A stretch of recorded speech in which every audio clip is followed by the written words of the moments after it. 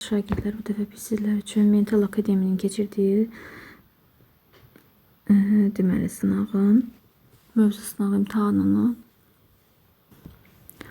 6-cı mövzu sınağı imtahanının cavablarını Azərbaycan dilindən deyəcəyik, baxaq.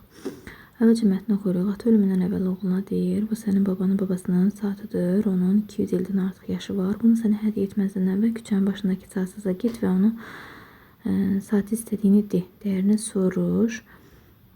Saati istədiyini yox, əslində satmaq istədiyini demək istəyibdilər. Bu mətndə bir səhvdir.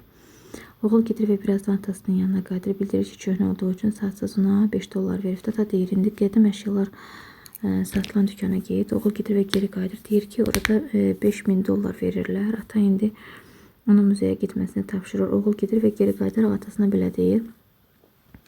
Bir mütəxəssis çağırdılar və o saatı qiymətləndirdi. Bu əşyaya görə mənə 1 milyon dollar təklif etdilər. Ata belə deyir. Sənə öyrətmək istədim ki, doğru yerdə sənin dəyərini düzgün verirlər. Yanlış yerdə getmə ki, sənə qiymət verilmədiyi zaman əsəbləşməyəsən. Sənin qiymətini bilən sənə dəyər verəndir. Mətnin ideyasını istəyir bizdən. Saatın necə dəyərli olduğu göstərilir. Yox, əslində belə bir şey yox. Bax, burada görürük ki, biz sonunda nə deyir? Sənə öyrətmək istədim ki, doğru yerdə sənin dəyərini düzgün verərlər. Bax, budur bizə lazım olan hissə.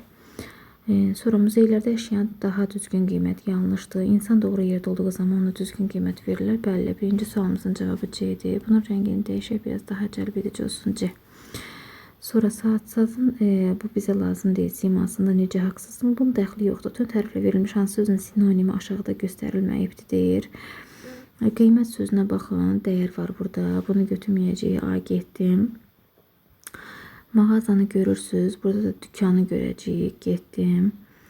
Sonra bəxşiş hədiyyə var idi mi burada? Baxaqdı. Görürsünüz hədiyyəni. Burada da bəxşiş getdim. Sonra qabaqdır. Əvvəldə var. Bizə lazım olacaq bir D variantı. İkincidə cavabımız D variantıdır.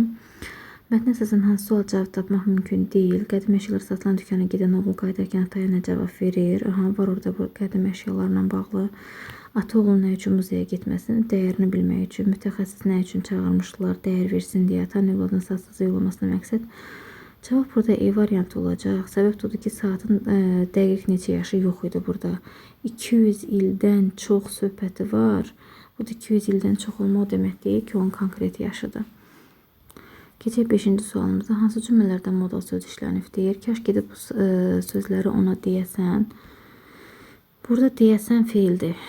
Deyəsən bu işdən. Biz demişik modal sözünə əvvəldə gələr, sözündən sonra vergi olacaq. Cavabımızın biri 2-dir. Yox, bunu aşağıdan silək.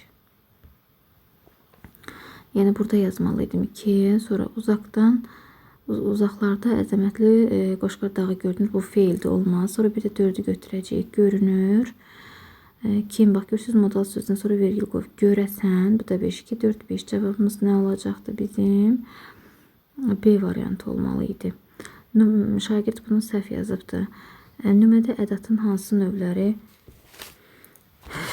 işlənmişdir?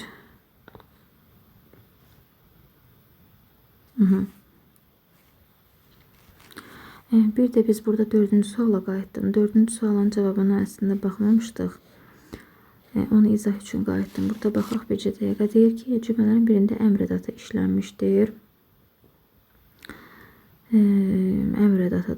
Bu yatan tayfanı onlar oyatdı. Burada yoxdur. Kaş ki, bu arzu ədatıdır. Atırıq B variantı. Durnanın qatarı gör. Bax, görürsünüz burada gör ədatı var. Deməli, 4-də cavabımız nə olacaq? C variantı olmuş olacaqdır. İndi buradan davam edə bilərik. 5-ci testimizin cavabını çıxartdıq. 2, 4, 5 B variantıdır. 6-cı testimizə baxaq. Nümədə ədatın hansı növləri işlənmişdir? Mənim nə dərdim var? Təki sən yaşa. Bir cədən gördük təki, yəni arzu. Arzudur, bəli, arzu şəklidir. A variantı olmalıdır. 7-yə baxaq. Hansı ədatlar cümlədə vergili işarəsilə işlənir? Bu elə kitab cümləsidir. Bəli, xeyr, hə, yox ədatlarıdır ki, o zaman görəcək ki, burada olur. 7-də E olmalıdır. Baxaq 8-ci sualımıza. Moda sözlərlə bağlı yanlış fikir istəyir. Bizdən ilə şagird bunu düz götürübdür. Moda sözlər cümlədə vergül ayrılır. Bu düzdür. Bizdən səhv istəyir. A olmayacaq. Danışan ifadə etdiyi fikrə bu da düzdür. Bizə lazım deyil. C-dir sanki elə bil ki, bu da sözlər cümlə ortasında işlərsə, hər iki tərəfdən vergül. Bu yanlışdır, ümumiyyətlə vergül işlənmir. Cavab C variantı olacaq 8-dən. Bəs bu gün imtahana hazırlaşmayacaq cümləsinin altından xətt çəkilən ədat hansı mənanı bildirir?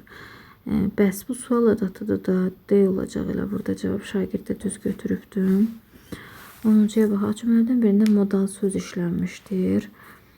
Sənin qələbən şəksizdir. Sözün doğrusunu zarafatda deyirlər. Deyəsən Şəmsi 10-cu ilə cavabımız C variantı olacaqdır. Deyəsən, bax, vergül olmalıdır, amma vergülü buraxıblar. Ki, hansı cümlədə bağlayıcıdır? Sənə yenə deyirəm ki, 11-də ilə A olacaqdır. Mən demişdim ki, həmişə belə olanda sual meydana çıxan hissəni biz götürürük. Sənə deyirəm ki, nəyi? Sual meydana çıxdı. Deməli, cavabımız A variantıdır. Baxaq 13-cü sualımıza. Görək nə deyir? Nə-nədə bağlayıcı işlənən sadə cümlənin xəbəri ola bilər? Deyir ki, nə işləyir, nə istirahət etmir, nə yatır, nə dincəlmir. Nə deyir burada? Nə də bağlayıcısı işlənən sadə cümlənin xəbəri ola bilər.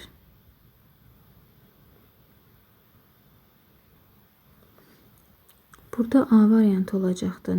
Oxuyur, yazmır. Oxuyur, nə də yazmır. A variantı olacaqdır burada. Şagird ilə bunu düz yazıbdır. 13-də A variantını götürürük. Baxaq 14-də. Sözlərə qoşularaq müxtəlif mənaçaları yaradan köməkçi qıssası qoşmadır. Bəli, C.